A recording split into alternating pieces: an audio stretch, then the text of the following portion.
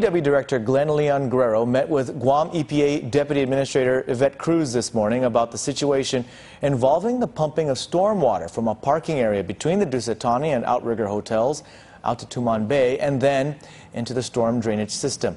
Leon Guerrero says that private developers are not supposed to pump water from their property into the storm drainage system.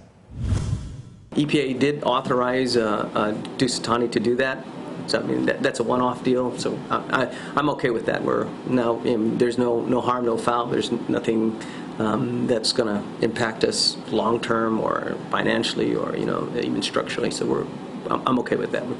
It's a one-off, and we're not going to see that happen in the future. DPW Director Glenn Leon Guerrero says that the Guam EPA allowed the pumping of stormwater from a parking area in Tumon between the Outrigger and Dusatani Hotel into a storm drainage system to prevent them from pumping the flooding into the Tumon Bay.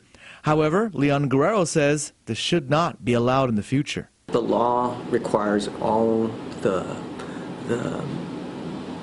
people that build whatever development you build, you got to capture all the water that all the rain that falls on your property. It shouldn't go to the adjacent property. It shouldn't even go into the roadway.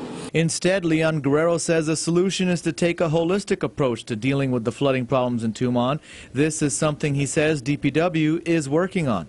In fact, the contractor, Meta Pacific, was supposed to clean out the stormwater system from the top of Tumon Bay to the Fajita Ponding Basin, but the pipes were heavily calcified and difficult to clean. They got up to, I think, Sandcastle, and they didn't finish the project.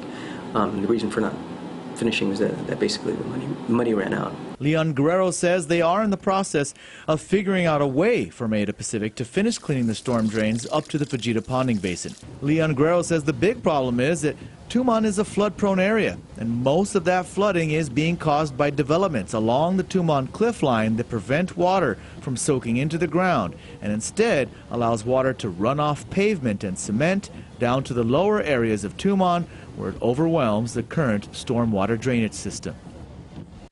Meanwhile, the Guam Economic Development Authority has identified $11 million that it will use to hire a company to upgrade the drainage system down in Tumon. This plan, however, has drawn some criticism by people who are concerned that it will funnel too much fresh water straight into the bay, which would upset